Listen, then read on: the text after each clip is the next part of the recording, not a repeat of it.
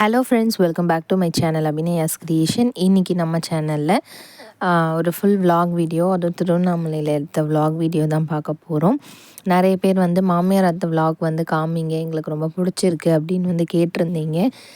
Extremely sorry, எனக்கு சுத்தமாக time இல்லை. இங்கே குழந்தைய வச்சுட்டு என்னால் வீடியோ கேப்பபிள் பண்ணி எடுக்க முடியல. எடுத்தாலுமே அதை எடிட் பண்ணி போடுறதுக்கும் டைம் இல்லை. ஸோ அதனால தான் நான் ரெகுலராக என்னால் இங்கே மாமியார் ஆற்றுல விலாக் எடுக்க முடியல. அதுதான் ரீசன். அதனால தான் எனக்கு அம்மா ஆற்று விலாக் மட்டுமே போடுறேன் அப்படின்னு தப்பாக நினச்சிக்காதீங்க. அம்மா விலாக் எடுத்து அனுப்புறதுனால எனக்கு நைட்டில் எடிட்டிங் மட்டும் பண்ணிக்கிறதுக்கோ இல்லை மார்னிங் ஒர்க்கு பார்த்துட்டே அப்படியே எடிட் பண்ணுறதுக்கோ கொஞ்சம் ஈஸியாக இருக்குது. என்னால் முடியும் பொழுது அப்பப்போ நான் திருவண்ணாமலையில் மாமியார் ஆற்று விலாக் எடுத்து உங்களுக்கு நான் போடுறதுக்கு ட்ரை பண்ணுறேன் இதுக்கு மேலே. இப்போ பார்த்திங்கன்னா திருவண்ணாமலையில் அருணகிரிநாதர் கோவில் தெரிஞ்சிருக்கும் எல்லாருக்குமே. நான் இதுக்கு முன்னாடி வீடியோ எல்லாமும் சொல்லியிருப்பேன். நம்ம அதுக்கு பக்கத்தில் இருக்குது. அந்த கோவிலுக்கு கும்பாபிஷேகம். ஸோ இது ஜனவரியிலே முடிஞ்சிடுது. ஸோ பாருங்கள், நான் அப்போ எடுத்த வீடியோவே எவ்வளோ லேட்டாக தான் உங்களுக்கு நான் போஸ்ட் பண்ணுறேன் அப்படின்னு. அங்கே பார்த்திங்கன்னா காலம்பரை கும்பாபிஷேகம் ஆகிடுது. கும்பாபிஷேகத்துக்கு தான் ஃபுல்லாக லைட் செட்டிங்ஸ் பண்ணி அந்த எல்இடியில் சாமி மாதிரிலாம் அந்த கட் அவுட்லாம் வச்சு ரொம்ப சூப்பராக பண்ணியிருந்தா. 4 கால பூஜை, 3 நாள் ஃபுல்லாக 4 கால பூஜை முடிஞ்சுது. அந்த கும்பாபிஷேகத்தை அன்னைக்கு காஞ்சிபுரத்துலேருந்து பெரியவா வந்திருந்தா, பால பெரியவா வந்திருந்தா. கும்பாபிஷேகத்துக்கு கூப்பிட்டுருந்துருக்கா. அதனால் பெரியவா தான் கலசத்துக்கு கும்பாபிஷேகத்துக்கு கலசத்துக்கு அபிஷேகம் பண்ணுறதுக்கு பெரியவா வந்திருந்தா. பெரியவா முன்னிலையில் தான் அன்றைக்கி கும்பாபிஷேகம் நடந்தது.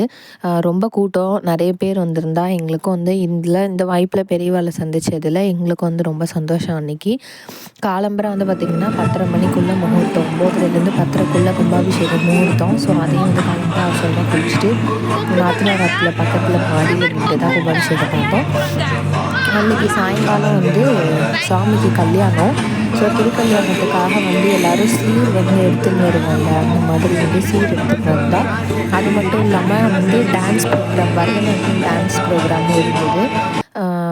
அப்புறம் பாட்டு, இது எல்லாமுமே இருந்தது. நிறைய வெளியூர்லேருந்து நிறைய பேர் குழந்தைகளும் டான்ஸ் ப்ரோக்ராமுக்கு இங்கே கலந்துட்டா. லோக்கல்லையுமே நிறைய பேர் பரதநாட்டியம் கற்றுண்டு டான்ஸும் அவளும் பண்ணினா. ஸோ நம்ம ஆற்றுக்கு மாடியில் தான் பார்த்திங்கன்னா ஃபுல் அண்ட் ஃபுல் எல்லாருக்குமே டான்ஸ்க்கு மேக்கப்பு, ஹேர் டூ, ட்ரெஸ்ஸஸ் எல்லாமே நம்ம ஆற்றுக்கு மாடியில் தான், திருவண்ணாமலையில் தான் மாடியில் ஹேமான்னு சொல்லிட்டு ஆற்றுல தான் பியூட்டி பார்லர் இருக்குது. அங்கே தான் எல்லாருமே ஃபுல்லாக Bharatanatyam makeup, hairdo, dresses எல்லாமே அங்கே தான் பண்ணிக்கிறா.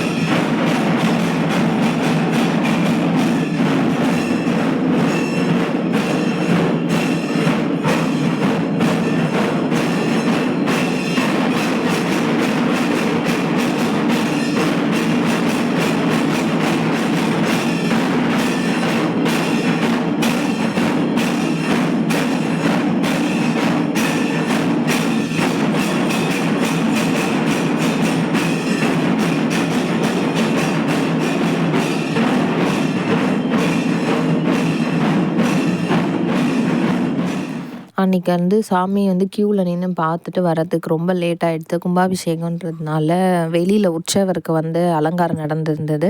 திருவண்ணாமலையில் வந்து பெரிய நாயகருக்கும் அம்பாளுக்கும் வந்து நீங்கள் பார்த்துருப்பீங்க இல்லையா? ஸோ சாமி வந்து எப்படி இருக்குமோ சேம் அதே தான் இப்போ வந்து உற்சவர் அங்கே எப்படி பெரிய நாயகரும் சேம் அதே மாதிரி தான் இங்கேயும் வந்து உற்சவமூர்த்தி வச்சுருக்கா. அதுக்கு வந்து பார்த்திங்கன்னா அலங்காரம் பண்ணி பெரிய கோவிலேருந்து ஆள்லாம் வந்து அலங்காரம் பண்ணி கல்யாணத்துக்காக வந்து சாமி வந்து ரெடி பண்ணிட்டு இருந்தா. அதெல்லாம் பார்த்துட்டு நாங்கள் ஆற்றுக்கு வர்றதுக்கு லேட் ஆகிட்டு தான். அன்றைக்கி நைட்டு வந்து சாமி வந்து வாசலில் வந்து ஊர்வலம் வந்துருந்தது. ஸோ நெக்ஸ்ட் டே காலம்புரை வந்து பார்த்திங்கன்னா எழுந்த அசிஷல் போல் எப்பயும் கோலம் வந்து போட்டாச்சு. அந்த கோலம் நீங்கள் பார்த்துருப்பீங்க. அது 11 வருஷம் அந்த கோலம். இது எல்லாமே வந்து நான் பெயிண்டில் வந்து இதுக்கு முன்னாடி நான் போட்டிருக்கேன் அப்படின்னு சொன்னேன் பொங்கல் டைம் வீடியோஸில். பொங்கல்னாலே நம்ம வந்து புதுவிதமாக வந்து அன்றைக்கி அந்த வருஷத்தில் வந்து நம்ம தையிலேருந்து ஸ்டார்ட் பண்ணுறோம் அப்படின்றதுனால ஏதாவது சில பேர் பொங்கலுக்கு வீட்டுக்கெலாம் பெயிண்ட் அடிப்போம், அந்த மாதிரிலாம் பண்ணுவோம். நம்ம வந்து சாமிகிட்ட வந்து கோலம் போடுறோம். இன்னொன்று பசங்க வந்து மாவில் கோலம் போட்டால் பசங்க அழைச்சிடா போட்ட உடனே. அதனால் வந்து பெயிண்டில் வந்து வெள்ளை பெயிண்டில் போட்டுடுறோம். அதை தான் வந்து ஃபுல்லாக நான் போட்டு முடிச்சுட்டு ஒரு நாள் காமிக்கிறேன்னு சொல்லியிருந்தேன். எல்லாம் வந்து போட்டுட்டு நடுவில் ஒரு கேப் விட்டுருந்தோம். அது என்ன பண்டிகை நாட்களில் வந்து மாக்கோலம் சாமிகிட்ட படிக்கோலம் போடுறதுக்காக அந்த கேப் விட்டுருக்கேன். நெக்ஸ்ட்டு வந்து அன்றைக்கி வந்து சாம்பார் ரசம் இல்லாமல் தக்காளி சாதமாக வந்து பண்ணிடலான்னு ஆற்றுல வந்து கேட்டிருந்தா. ஸோ அதனால வந்து தக்காளி சாதம் வந்து பண்ணுறேன். தக்காளி சாதம் வந்து வெங்காயம் பூண்டு இது ரெண்டுமே இல்லாமல் தான் பண்ணுறேன். இது எப்படி அப்படின்னு பார்த்தீங்கன்னா வந்து முதல்ல தக்காளி வந்து நல்லா நறுக்கிட்டு சட்னிக்கு நறுக்கிற மாதிரி கொஞ்சம் பெருசாகவே நறுக்கிக்கலாம். நறுக்கிட்டு முதல்ல வதக்கிட்டோன்னா ரொம்ப ஈஸியாக இருக்கும். அதில் வந்து போடும்போதே பார்த்திங்கன்னா இஞ்சி, ஏலக்காய், கிராம்பு, அதுக்கப்புறம் பட்டை இது எல்லாமே எண்ணெயில் வந்து நல்லா வதக்கிட்டு அதுக்கப்புறம் தக்காளி போட்டுட்டு அதில் வந்து வதங்கிறதுக்கு கொஞ்சம் சால்ட்டும் போட்டு நல்லா வந்து வதக்கி நல்லா அதாவது அதை தொக்கு மாதிரி வதங்குற அளவுக்கு நம்ம வதக்கி எடுத்து வச்சுட்டுருணும். அதை ஆற வைக்கணும். நெக்ஸ்ட்டு வந்து பார்த்திங்கன்னா தக்காளி சாதத்துக்கு வந்து சோயா சங்க்ஸ் வந்து ஊற போட்டிருக்கேன் வெந்நீரில். அதுக்கப்புறம் வந்து ரசத்துக்கு நார்மல் ரசத்துக்கு வந்து புளி பருப்பு இல்லாமல் கொட்டு ரசம் அன்றைக்கி. ஸோ அதனால் வந்து புளி கரைச்சி வச்சுருக்கு. தக்காளி சாதத்துக்கு வந்து சாதம் வந்து ஒரு நல்லா களைஞ்சிட்டு ஒரு 1 ஹவர் 3/4 மணி நேரத்துலேருந்து 1 மணி நேரம் கிட்ட அரிசி நல்லா ஊறி இருந்ததுன்னா சாதம் வந்து நல்லா உபரியாகவும் வரும். மலர்ந்து நல்லா பூவாக சாதம் நல்லா இருக்கும். அதனால் வந்து அப்படி ட்ரை பண்ணலாம். இப்போ நான் வந்து அரைச்சி தான் வந்து பண்ணணும்னு பிளான் பண்ணேன். அன்றைக்கி திடீர்னு ஆற வைக்கிற டைமில் வந்து கரண்ட்டு போயிடுத்து. ரொம்ப நேரம் வெயிட் பண்ணோம், கரண்ட்டு வரலை. அதனால் என்ன பண்ணிட்டோம்னா நல்லா வந்து மேஷ் ஆகிற அளவுக்கு தான் நான் வதக்கியிருக்கோம், அரைக்க போகிறோன்றதுனால நல்லா வதக்கியிருந்தேன். ஸோ அதனால் அப்படியே போட்டு டேரெக்டாக பண்ணிடலான்னு குக்கரில் தான் வந்து பண்ண போகிறேன். குக்கரில் வந்து தாராளமாக நெய் வந்து சேர்த்துட்டு அதுக்கப்புறம் கொஞ்சம் எண்ணெயும் சேர்த்துட்டு அந்த பே லீஃப் அதுக்கப்புறம் வந்து பட்டை, சோம்பு, ஏலக்காய், கிராம்பு இருந்தால் அன்னாச்சி பூ போடலாம். இது எல்லாத்தையும் போட்டுட்டு நல்லா வதக்கி அதுக்கப்புறம் அதில் வந்து நம்ம வதக்கி வச்சுருந்தோம் இல்லையா அந்த தக்காளி போடணும். அப்போ நம்ம வந்து காரம் சேர்க்கல. அதனால் இப்போ வந்து காரம் சேர்த்துட்டு சோயா சங்க்ஸையும் போட்டுட்டு அதுக்கப்புறம் நம்ம வந்து தேவையான அளவுக்கு தண்ணி வந்து சேர்த்துட்டு நல்லா கொதி வந்ததுக்கப்புறம் அரிசியை போட்டு கலந்து உப்பு போட்டுட்டு நம்ம வந்து 3 விசில் விட்டோம் அப்படின்னா சூப்பராக சாதம் வந்து ரெடி ஆகிடும். அதுதான் வந்து ரெசிபி. இதை வந்து அரைச்சி பண்ணோன்னா அரைச்சி ஊற்ற போகிறோம். இதில் வந்து தக்காளி டேரெக்டாக சேர்த்துட்டோம், அவ்வளோதான். நெக்ஸ்ட்டு நைட்டுக்கு வந்து என்ன பார்த்திங்கன்னா மத்தியானம் வந்து ரசத்துக்கும் தயிர் சாதத்துக்கும் வந்து வெள்ளை சாதம் வச்சுருந்தது. அந்த சாதம் கொஞ்சம் பாக்கி இருந்தது, கொஞ்சம் குழசலாகவும் இருந்ததுனால சாதம் பூரி அப்படின்னு ஒரு மெனு இருக்குது. அதை வந்து எப்படி எங்களுக்கு தெரியும்னா மாமியார் வந்து இதுக்கு முன்னாடி இருந்த ஆற்றுல வந்து பார்த்தீங்கன்னா சேட்டு ஆல்மோஸ்ட் இப்போ வந்து நாங்கள் இருக்க ஏரியா ஃபுல்லாக சேட்டு ஜாஸ்தி. ஸோ அதனால் அவள் ஆற்றுல இந்த மாதிரி லெஃப்ட் ஓவர் ரைஸில் அவள் பண்ணுவாள். அதாவது நைட்டு இந்த சாதத்தில் காலையில் பண்ணல, மத்தியானம் வச்ச சாதத்தை நைட்டில் பண்ணுறது இந்த ரெசிபி. இது வந்து எப்படின்னா பச்சரிசியில் தான் நல்லா வரும். புழுங்கலரிசி சாதத்தை வந்து அது வந்து பண்ண முடியாது. பச்சரிசி சாதத்தில் தான் பிசுப்பு இருக்கும். அதனால் நம்மளை வந்து அதில் நல்லா குழசலாக இருந்துட்டுனா அன்றைக்கி அந்த சாதம் பூரின்ற அந்த ரெசிபி ரொம்ப சூப்பராக வரும். இந்த சாதம் வந்து நல்லா வெண்ணெய் மாதிரி குழைய பிசைஞ்சிட்டு அதில் வந்து கோதுமை மாவு வந்து சேர்த்துக்கணும். கோதுமை மாவு, அதுக்கப்புறம் வந்து உப்பு, பெருங்காய பொடி, மஞ்சள் பொடி, அதுக்கப்புறம் வந்து வரட்டு பொடி, தனி மிளகாய் தூள் இருக்குல்ல, ரெட் சில்லி பவுடர், அது வந்து சேர்க்கணும். இதை வந்து சேர்த்துட்டு நல்லா வந்து அந்த சாதத்தோட ஈரப்பதம் இருக்குல்ல அதுலேயே வந்து நம்ம மாவை நல்லா பிசைஞ்சிக்கணும். எக்ஸ்ட்ரா வந்து நம்ம ஜலம்லாம் எதுவும் வந்து சேர்க்க வேண்டியதில்லை. அதுக்கப்புறம் வந்து அதை சேர்த்துட்டு அதுலேயே வந்து நம்ம கொஞ்சமாக எண்ணெய் ஒரு 2-3 ஸ்பூன் எண்ணெயும் விட்டு சப்பாத்தி மாவு பதத்துக்கு நம்ம அதை நல்லா வந்து பிசைஞ்சிக்கணும். காரம் வந்து நமக்கு ஏற்ற மாதிரி தான். குழந்தையெல்லாம் சாப்பிட்றா அப்படின்னா கொஞ்சம் காரம் கம்மியாக போட்டுக்கலாம்.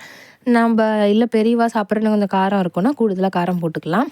இதிலே வந்து நீங்கள் இதில் அடிஷ்னலாக என்ன ஆட் பண்ணலாம் அப்படின்னு பார்த்தீங்கன்னா, கசூரி மேத்தி இருக்கு இல்லையா, அது கூட நம்ம ஆட் பண்ணிக்கலாம். ரொம்ப நல்லாயிருக்கும். இருந்து தான் க்ரஷ் பண்ணி அதை மேலாக சேர்த்துட்டு நல்லா சாதத்தை பிசைஞ்சிக்கலாம். இதில் எக்ஸ்ட்ரா நம்ம வந்து தண்ணி சுத்தமாக தண்ணியே வேண்டாம். அந்த சாதம் நல்லா குழையிறோம்ல, அதோட ஈரப்பதமே போதும். அதுக்கேற்ற மாதிரி கோதுமை மாவை அட்ஜஸ்ட் பண்ணி போட்டுக்கணும். இப்போ வந்து பால்ஸ் வந்து பண்ணி வச்சுக்கணும். பால்ஸ் பண்ணிவிட்டு நம்ம கோதுமை மாவில் வந்து அதை நல்லா பெரட்டி உருண்டை எடுத்து வச்சுட்டுருந்தோம். சைஸ் வந்து நமக்கு எப்படி வேணுமோ அப்படி தான். ரொம்ப திக்காக வேணும்னா அதுக்கு ஏற்ற மாதிரி பண்ணிக்கலாம். மெலிசாக வேணும்னா அதுக்கு ஏற்ற மாதிரியும் வந்து நம்ம உருண்டை வந்து இது பண்ணிக்கலாம். தட்டுறது வந்து ஒரு நல்லா வந்து பிளெயின் ஷீட்டில் எண்ணெய் எதுவுமே தொட்டு தட்ட வேண்டாம். கையாலே தான் தட்டணும். ஃபுல் அண்ட் ஃபுல் வந்து பார்த்திங்கன்னா கோதுமை மாவை தொட்டு அப்படி கையால் இழுத்து தட்டினோம் அப்படின்னா நான் ரப்பர் மாதிரி அழகாக வரும். கல்லில் வந்து எப்படி சப்பாத்தி போடுவோமோ அதே மாதிரி தான் ரொம்ப சாஃப்ட் அண்ட் சூப்பராக வரும். எவ்வளோ அழகாக இருக்குது பாருங்கள் சப்பாத்தி கலரில். இதை வந்து நார்த் சைடில் வந்து சில டைம் எப்படி பண்ணுவான்னா, மண் சட்டி மாதிரி இருக்குல்ல, அந்த மண் சட்டி வந்து ட்ரையாக நல்லா வந்து விறகடுப்பில் வச்சுட்டு மண் சட்டியை நல்லா சூடு பண்ணிவிட்டு இதை வந்து அவள் வந்து அப்படியே தட்டி அதில் போட்டு எடுத்துகிட்டு அதுக்கப்புறமா அந்த விறகடுப்பில் வந்து அந்த கறி இருக்கும்ல, அந்த கறியில் வந்து அந்த சூட்டில் கொஞ்சம் நேரம் அதை பக்கத்தில் வச்சுருவா.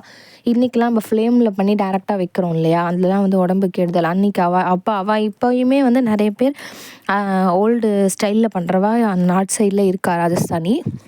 அவள் வந்து என்ன பண்ணுவான்னா அந்த கறியோடையே அதையும் கூட வந்து பக்கத்தில் வச்சுருவா. அப்போ அது ஒரு மாதிரி சுட்ட மாதிரி நல்லாயிருக்கும். ஹார்டாக வந்து நம்ம தட்டெல்லாம் சாப்பிடுவோம்ல உடச்சி, அந்த மாதிரி வரும். இதை நம்ம டேரெக்டாக கல்லில் போடுறதுனால சப்பாத்தி மாதிரி இருக்குது. அவள் அப்படி பண்ணி அவள் வந்து அது முறுக்கு மாதிரி இருக்கும் சாப்பிடவே, காரத்தோடு நல்லாயிருக்கும். ஸோ வந்து அந்த மாதிரியே ட்ரை பண்ணலாம்.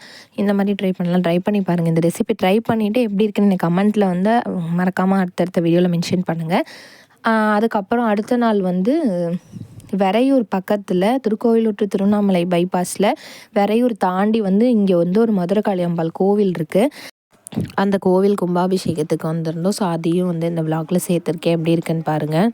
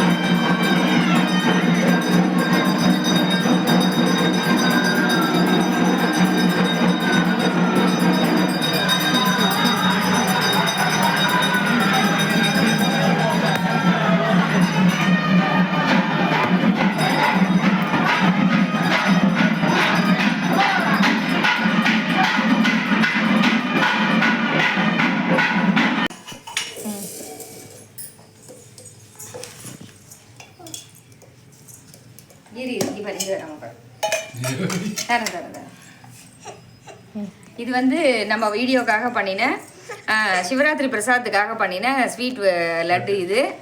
அதுக்கப்புறம் வந்து அப்படிக்காக கொஞ்சம் அந்த மாதிரி நாட்டு கத்திரிக்காய் வந்து ஃப்ரெஷ்ஷாக தோட்டத்துலேருந்து வந்தது அப்படிங்கிறதுனால கத்திரிக்காயும் ஒரு 2 கிலோ கிட்ட கத்திரிக்காய் வாங்கியிருக்கேன். அதுக்கப்புறம் வந்து நம்ம மரத்துலேருந்து பறித்தது வாழைப்பூவு. அதுக்கப்புறம் இதுவும் வந்து நம்ம மரத்துலேயே பறித்த முருங்கைக்காய். ஒரு கிட்டத்தட்ட 50-60 முருங்கைக்காய் கிட்ட இருக்கும். எல்லா முருங்கைக்காயுமே நம்ம மரத்துலேருந்து பறித்தது தான். அதுக்கப்புறம் வந்து நெக்ஸ்ட் என்னென்னு கேட்டிங்கன்னா, ஊறுகாய் வந்து வீடியோவில் சொல்லியிருந்தேன் இல்லையா, அது மாதிரி இது வந்து எலுமிச்சங்காய் ஊறுகாய், இது வந்து கெடாரங்காய் ஊறுகாய். பாருங்கள், இந்த மாதிரி நம்ம ஃப்ரெஷ்ஷாக அப்படியே போட்டு எடுத்துகிட்டு வந்திருக்கோம். அதுக்கப்புறம் சரி கொஞ்சம் தோரம்பருப்பும் இருந்தது அப்படிங்கிறனால பருப்பும் எடுத்துகிட்டு வரலாம் அப்படின்னு சொல்லிட்டு தோரம்பருப்பும் ஒரு 2 கிலோ கிட்ட இருந்தது எடுத்துகிட்டு வந்திருக்கேன்.